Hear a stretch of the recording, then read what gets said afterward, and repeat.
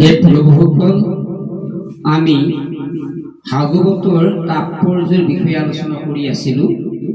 প্ৰথম খণ্ড, আজি আমি দ্বিতীয় খণ্ড লৈছোঁ। এই দ্বিতীয় খণ্ডত আমি আলোচনা কৰোঁ আপোনালোকৰ ওচৰত ভাগৱতৰ শক্তি আৰু ভাগৱতৰ মহিমা গুৰুজনে কি প্ৰকাশ কৰিছে কীৰ্তন শাস্ত্ৰখিনিত, এই বিষয়টো লৈছোঁ।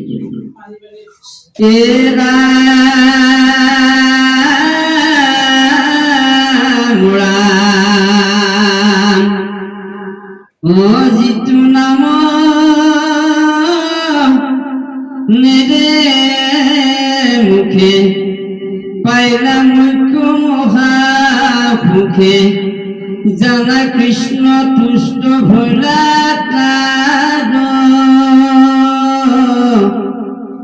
গুৰু ভৈলা জগতৰে কৰিলে কহিতো নৰে, কোটি কোটি পুৰুষ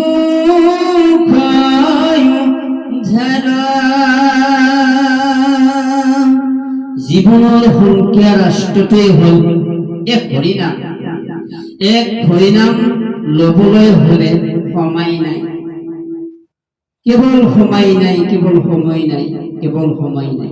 মানুহৰ জীৱনত সময় অতিবাহিত কৰিবৰ কাৰণে লাভ-বিলহৰ জীৱন্তত সময়বিলাক এনেই গৈ থাকে, কিন্তু হৰিৰ নাম ল'বলৈ সময় যেতিয়া লোৱা হয় বাছনি কৰি, কিন্তু সেই সময়খিনিত কাল গ্ৰহে কিছুমান অভাৱ অভিযোগে বাধা দি ৰাখে।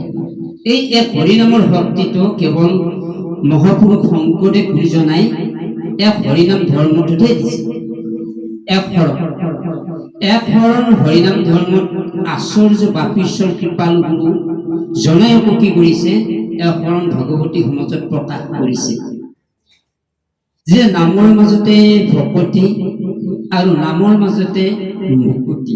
এই বস্তুটো আমি যদি জানিবলৈ, আমি যদি সহজভাৱে লওঁ, তেতিয়াহ'লে মুখে লোৱা নাম আৰু হাতে কৰা কাম, এই বস্তুখিনি আমি জনাটো দৰকাৰ। কিন্তু এইখিনি জানিলে আমি মুকুতিৰ পন্থটো কোটি কোটি জনমৰ পুণ্য ফল আমি এক হৰিনামতে পাম। এক হৰিনামৰ শক্তিটোৱেই হ'ল মহামন্ত্ৰ, মূল মন্ত্ৰ আৰু এক শৰণ। এক শৰণতে আমি গোটেইখিনি বিষয়বস্তু পাম।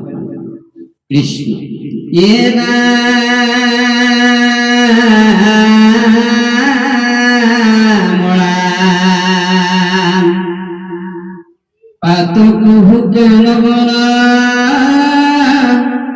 হরি নাম ভূতা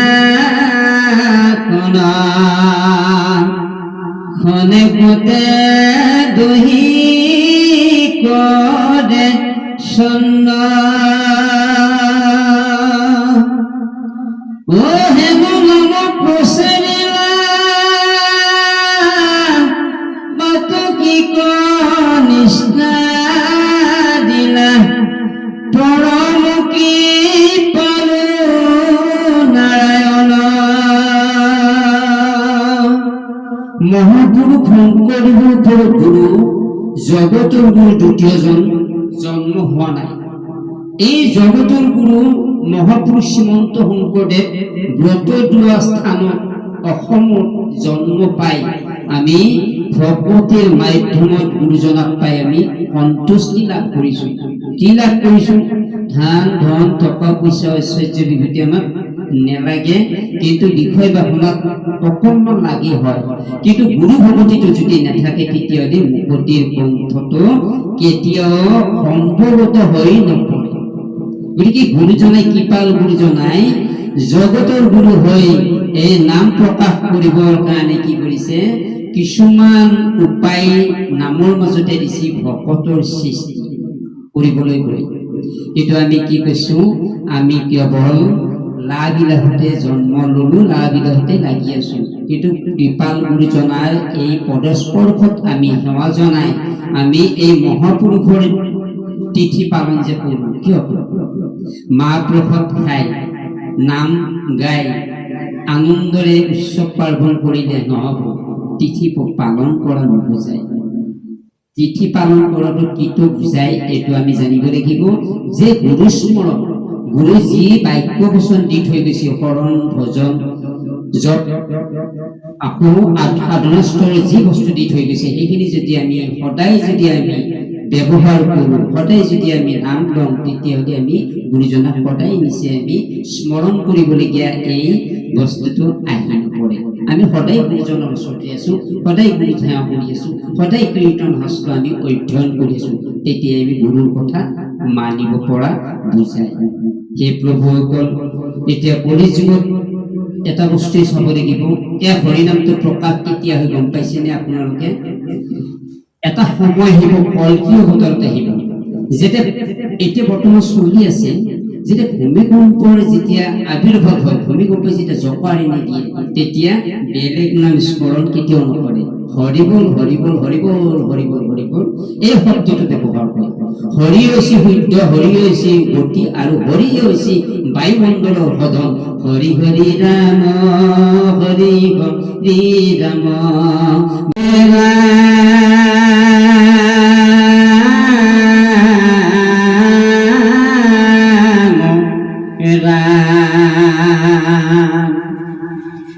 দেৱৰ ঈশ্বৰ হৰিয়ে তান্ত মহা যত্ন কৰি লয় শৰণ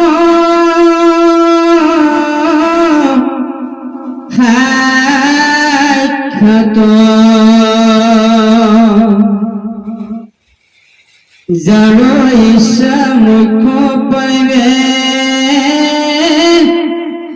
নলাগে দূৰ যাইবে আশা হৰি হবা হিয়াত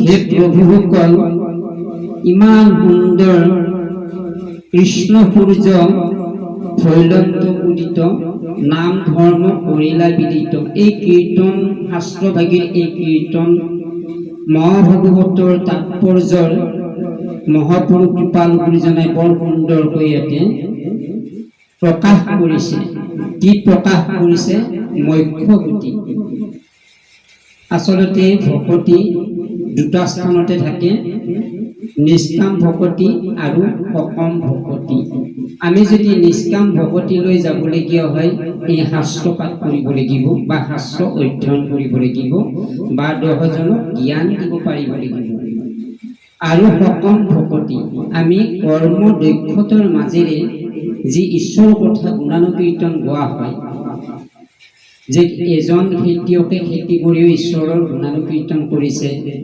এজন ব্যৱসায়ী বাণিজ্য কৰিও এজনে সেইজনে আকৌ কি কৰিছে ঈশ্বৰ গুণানুকীৰ্তন কৰিছে এইটো হৈছে আমাৰ হৈছে এইটো কেনেকুৱা এইটো সকাম ভকতি বুলি কয় গতিকে আমি নিষ্কাম ভকতিটো উত্তম বুলি কৈছে মুখ্য স্থানলৈ যাবলগীয়া হ'লে আমি কি কৰিব লাগিব আমি সদায় শাস্ত্ৰ অধ্যয়ন কৰিব লাগিব আৰু কৃপাল গুৰুজনাই এই মহাশাস্ত্ৰভাগী শৰণ অবিহনে কেতিয়াও ভকতি নহয় বুলি কৈছে বিভিন্নজনে কয় যে আমি এক ঈশ্বৰকে মানো এক ঈশ্বৰৰ কথাই কওঁ আৰু এক ঈশ্বৰকে আমি উপাসনা কৰোঁ কিন্তু শৰণ নাই সেইটো জানো ভকতি হ'ব ভকতি কেতিয়াও হয় তেওঁৰ মন্তব্যৰে শৰণ লোৱা নাই কিন্তু কৃষ্ণ কথা পাতিছে কৈছে এইটো কেতিয়াও ভকতি সোমাই নপৰে কৃষ্ণ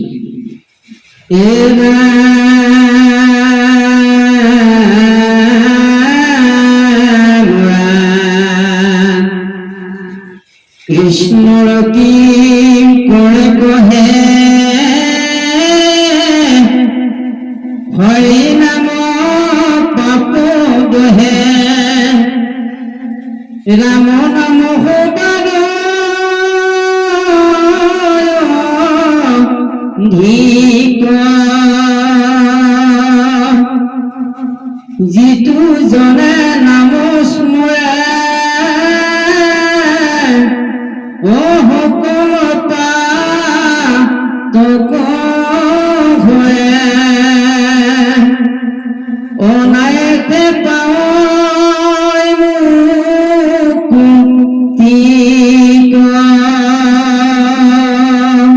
আমি যে নিদ্রা কৰো অৰ্থাৎ টোপনি যাওঁ, আমি টোপনি যা দেহটোই বা শৰীৰটোই বা মনটোৱে ঈশ্বৰৰ নাম লোৱা দেখিছেনে? বা লয় বা কোনোবাই লোৱা শুনিছেনে? কেতিয়াও নলয়। কিয় নলয়? মৰা সূৰ্যত মৰা খেল বুলি কোৱা হয়। যেতিয়া জীৱনটো আমি যেতিয়া দিনৰ ভাগত কাৰ্যকলাপেৰে কৰ্ম সংযোগেৰে জীৱনটো আমি দিনৰ ভাগত আনন্দৰে ঘূৰিলো, কিন্তু যেতিয়া আমি ৰাতি শুবলৈ যাম তেতিয়া আমি নিদ্ৰাত পৰো, অৰ্থাৎ টোপনিত পৰো। টোপনিত কেতিয়াও ঈশ্বৰৰ নাম লোৱা সুবিধাখন নাপায়। যদি ঈশ্বৰৰ দাস দাস মানে হৈছে কি? ঈশ্বৰৰ যে কৰ্মকৰ্তা, ঈশ্বৰৰ কৰণী কৰ্তা। গতিকে এই দাস হ'ব লাগিব। দাস হৈ যেতিয়া নাম ভজন কৰিব অৰ্থাৎ নাম ল'ব, তেতিয়া নাম স্মৰণ হয়। ভজন ভকতিৰ পৰাই সৰু ভাগ বৰ ভাগ এক নামলৈকে গতি কৰে। এই সাধুমন্তসকলে টোপনি গলেও নাম স্মৰণ হৈ গৈ থাকে।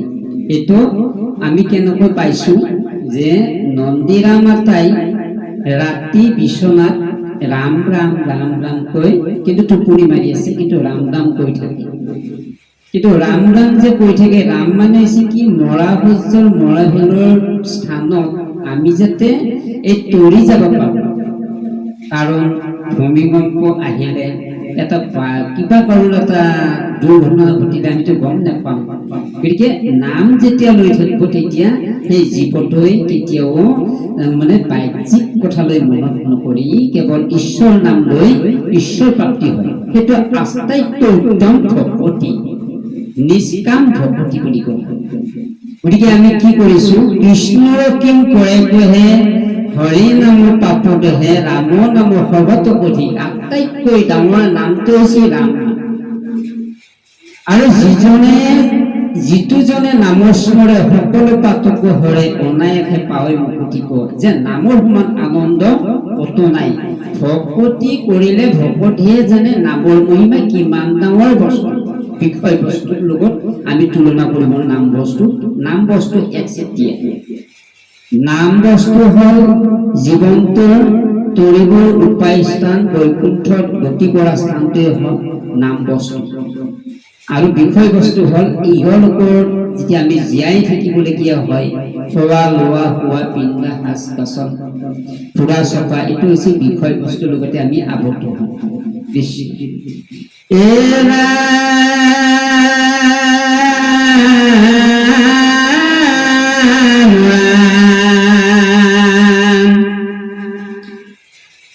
জগতনী স্থান হেতু কৰিলা গৰুৰ কেতু, ঐবাৰ বিদিত হৰি নাম। আয়ু যায় আলে জালে কেতি খুনা ধৰা কালে, নিৰন্তৰে বোলা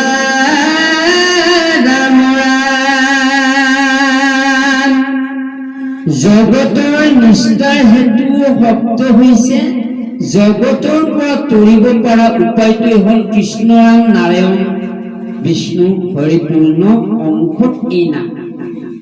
গতিকে কৃষ্ণ প্ৰভু ভগৱন্তই যি বাহন ব্যৱহাৰ কৰিছিল, গৰুৰৰ পিঠিত বাহন হিচাপে ব্যৱহাৰ কৰি ভগৱন্ত পুৰুষে গোটাই জীৱ জগতৰ কল্যাণ মুকুতিৰ চাই তেওঁ দেখি থাকে। ইফালৰ পৰা ইফালে প্ৰভু ভগৱন্তই ভ্ৰমণ কৰি থাকে, যে গৰুৰৰ পিঠিত উঠি তেওঁ ঘূৰি ভ্ৰমণ কৰে। গতিকে আমিও কি কৰিছো? আমিও ভ্ৰমণ কৰিব লগা হলে কি কৰিব লাগিব? এই ৰজময় দেহাটোক আমি ঈশ্বৰ নাম প্ৰাপ্তি কৰিব লাগিব। অৰ্থাৎ ঈশ্বৰ নামেৰে নামকৰণ কৰি আমি দেহটো ঈশ্বৰৰ ওচৰত ভাড়া দি থৈ দিব লাগিব। ঈশ্বৰৰ দাসত আমি অন্তৰ্ভুক্ত হ'ব লাগিব। এই কি কলে ইয়াতে আয়ুষ আৰু আবেজালে কেতিক মনে ধৰে খালে নিৰন্তৰে বলাৰ আমৰম যে কেতিয়া কালে ধৰিব কোনো গম নাপায় বিপদৰ সংকেত কোনোবাই দিলেও গম নাপায় বিপদ কেতিয়াই কেতিয়াও হৈ নাহে গতিকে বিপদৰ আগে আগে আমি কি কৰিব লাগিব সদায় আমি সাৱধান হ'ব লাগিব জীৱনটো অনৰ্থক নহয় আৰু যদি জীৱনটো আমি যদি এনে অনৰ্থক ক্ষয় নকৰি আয়ু ঈশ্বৰ নামত যদি আমি অতিবাহিত হৈ যদি জীৱন কটাওঁ তেতিয়াহ'লে তাতকৈ আনন্দ নাই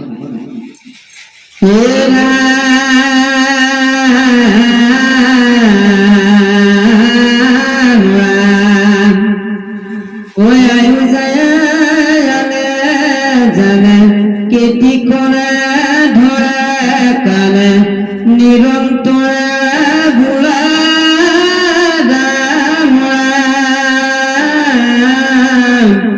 হৰি ৰাম ৰাম ৰাম নজানো আপহন নজানো বিকৰ্জন পূজা মন্ত্ৰ নজানো বিঞ্চিত বিকেতে পৰমেশ্বৰ দাস সকলো চৰণ মূৰগতি হাতি গৈছে ৰাম মূৰগতি হাতি কৃষ্ণ কৃষ্ণ হৰি ৰাম